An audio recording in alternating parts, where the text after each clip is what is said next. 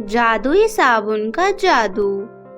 ये कहानी एक छोटे से गांव में रह रही पायल की है, जो दिखने में बिल्कुल भी खूबसूरत नहीं थी। साथ ही उसके इतने मोटे मोटे होठ, जिस वजह से उसका चेहरा और भी ज्यादा बदसूरत लगता था।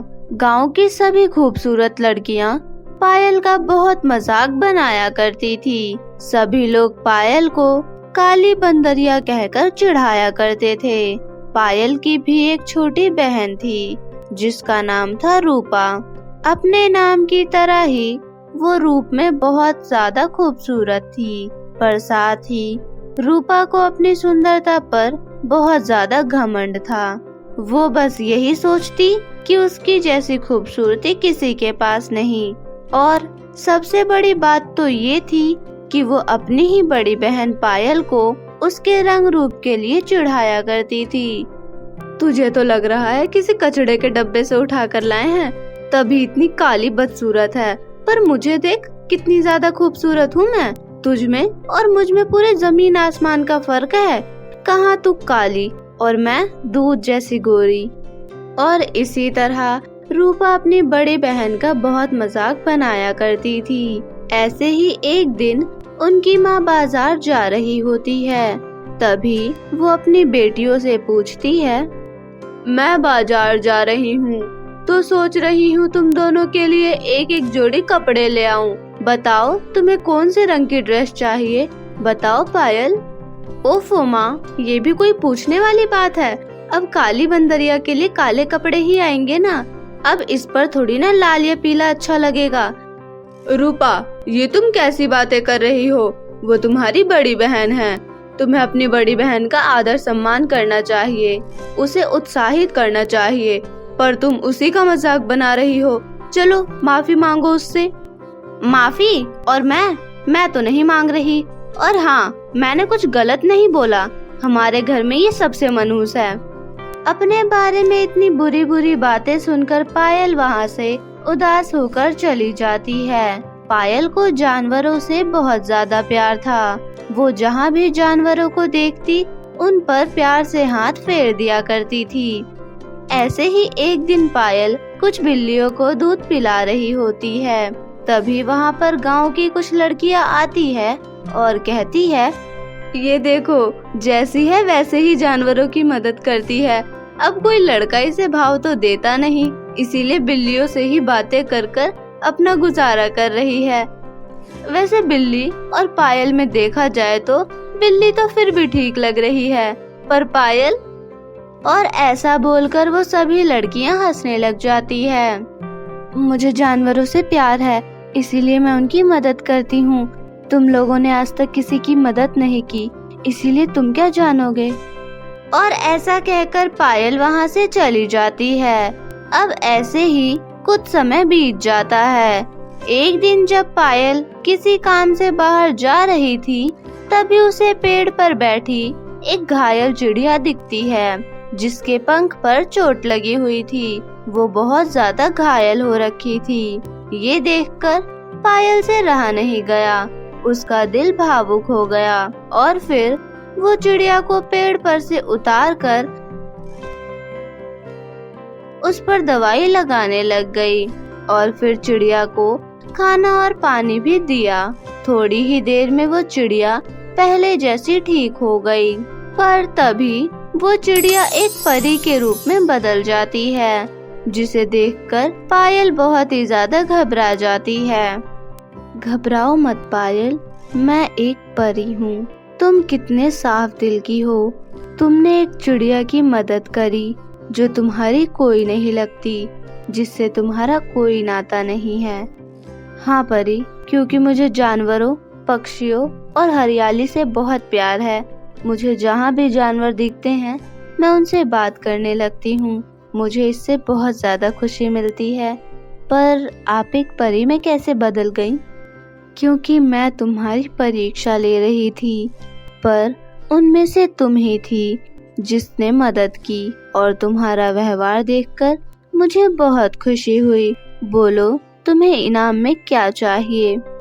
परी, मुझे इनाम में कोई ऐसी चीज दे दीजिए जिससे मेरा चेहरा ठीक हो जाए और मेरा रंग भी गोरा हो जाए। मेरे रंग की वजह से सारे लोग मुझे ताने मारते रहते हैं, यहाँ तक कि मेरी अपनी बहन भी मेरा मजाक बनाती है और ये मुझे बिल्कुल अच्छा नहीं लगता।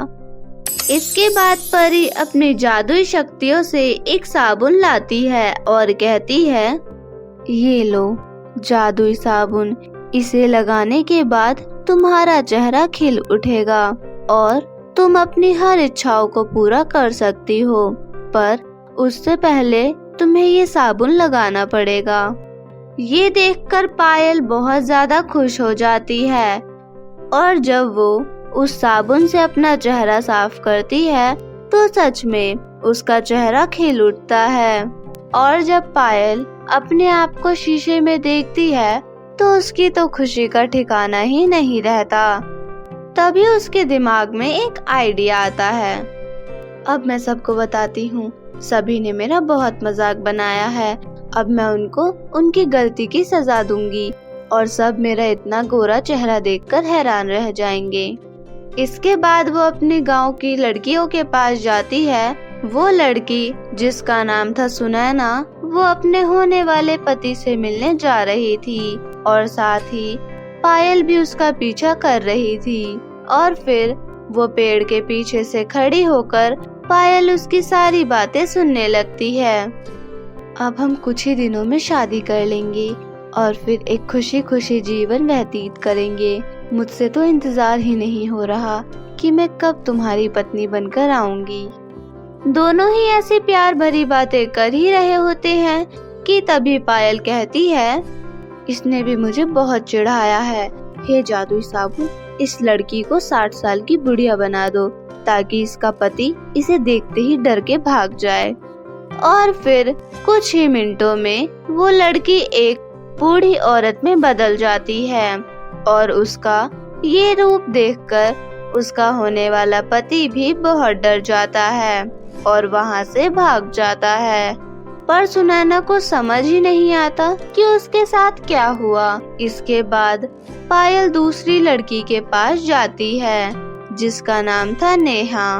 वो अपने कमरे में बैठकर चाय पी रही होती है। तभी पायल कहती है, आज तो नेहा को भी नहीं छोड़ूंगी। हे जादुई साबुन, इस नेहा को भिखारी बना दो ताकि इसके ही घर वाले इसे ना पहचान पाए। और फिर नेहा भी एक भिखारी के रूप में बदल जाती है और फिर उसके घर वाले ही उसे पहचान नहीं पाते और ये सोचकर वो अपनी ही बेटी नेहा को घर से निकाल देते हैं। यहाँ ये सब करके पायल को बहुत ही ज्यादा खुशी मिल रही थी। इसके बाद जब वो अपने घर जाती है और जैसे ही उसे रूपा दिखती है और फिर वो जादुई साबुन लेकर पायल कहती है, मेरी अपनी ही बहन ने मेरा मजाक बनाया है। हे जादुई साबुन, इसे इतना काला कर दो कि ये दुनिया की सबसे बदसूरत लड़की बन जाए। इसके बाद रूपा भी बहुत ज्यादा बदसूरत हो जाती है और जब पायल को देखती है तो उसकी आंखें खुली की खुली रह जाती है। पायल, तुम क्या लगा कर आई हो अपने चेहरे पर जो इतनी ज्यादा खूबसूरत लग रही हो? और ये तुम्हारे मोटे मोटे होठ इतने सुंदर कैसे हो गए? हाँ, मैं तो खूबसूरत लग ही रही हूँ, पर रूपा, तुम्हारे चेहरे को क्या हो गया? तुम्हारा चेहरा इतना काला कैसे हो गया? इसके बाद रूपा जब शीशे में देखती है तो सच में उसका चेहरा बहुत ज्यादा काला हो रखा था और इसी तरह धीरे धीरे करके पायल अब सभी से अपना बदला ले रही थी। सारे गांव वाले पायल से काफी परेशान हो चुके थे और इस तरह गांव वालों को परेशान देखकर वही परी फिर से आती है जिसने पायल को जादुई साबुन दिया था। आप लोगों को क्या हो गया है? आप इतने परेशान क्यों हैं? क्या ही कहें परी हम, पायल ने तो हमारा जीना मुश्किल कर दिया है। ये देखिए, मेरी बेटी को 60 साल की बुढ़िया बना दिया है। अब आप ही बताइए कौन करेगा मेरी बेटी से शादी? इसकी तो जिंदगी खराब कर दी पायल ने। हाँ, सही कह रही है बहन जी। ये देखिए, मेरी बेटी को भी भिखारन बना दिया और हमसे भी इतनी बड़ी गलती हो गई कि इसे भिखारी समझ के हमने अपने घर से निकाल दिया। पर ये सुनकर परी को बहुत ज्यादा गुस्सा आ जाता है। मुझे तो लगा था कि पायल एक नेक दिल और अच्छी लड़की है, पर वो इस तरह की हरकतें करेगी मैंने कभी नहीं सोचा था। पर अभी जाकर उसे समझाना पड़ेगा, वरना वो फिर से गांव वालों के साथ कुछ बुरा कर देगी। ये सोचकर परी सीधा पायल के पास जाती है और कहती है, पायल, ये सब क्या हो रहा है? हमने कभी नहीं सोचा था कि तुम ऐसी हरकतें करोगी। तुम गांव वालों को ठेस पहुंचा रही हो, जबकि तुम तो एक नेक दिल और साफ दिल की लड़की हो। मैंने तुमसे ये नहीं सोचा था। हाँ तो परी, मैं क्या करूँ? मैं सबसे बदला लेना चाहती हूँ। हर एक गांव वाले जिसने मुझे काली बंदरिया या काला कहकर बुलाया, उन सभी से मैं बदला लेना चाहती हूँ। और उनको इस तरह देखकर मुझे बहुत ज्यादा खुशी मिल रही है, और अब उन्हें भी एहसास होगा कि मुझे कैसा लगता था। नहीं पायल, ये गलत है। तुम अपनी ही बहन के साथ इतना बुरा बर्ताव कर रही हो। मैं मानती हूँ कि तुम गांव वालों को उनकी गलती का एहसास दिलाना चाहती हो, पर इस तरह सभी को परेशान करके नहीं। तुम आराम से भी उन्हें बता सकती हो। और ये जो तुमने हरकत की है, ये सरासर गलत है, और इसके लिए तुम्हें गांव वालों से माफी मांगनी पड़ेगी। ये सुनकर पायल को अपने किए पर पछतावा होता है कि उसने जो भी किया गलत किया। हाँ परी, मुझे माफ कर दीजिए। आप ये जादुई साबुन ले लीजिए और सभी गांव वालों को पहले जैसा कर दीजिए। इस जादुई साबुन के चक्कर में मेरे मन में बहुत लालच आ गया। माफ कर दीजिए मुझे। तुम्हें अपनी गलती का एहसास हो गया, ये बहुत अच्छी बात है। मुझे बहुत अच्छा लगा, पर मैं तुम्हारा रंग रूप नहीं छीनूंगी। तुम इसी तरह सुंदर रहोगी, पर इस साबुन को मुझे लेकर जाना होगा। इसके बाद परी अपनी जादुई शक्तियों से सभी गांव वालों को पहले जैसा ठीक कर देती है, और यहाँ पायल गांव वालों से माफी मांगती है। सभी गांव वालों ने भी पायल से माफी मांगी, जिसके बाद सभी गांव वाले अपने परिवार के साथ खुशी खुशी रहने लगते हैं।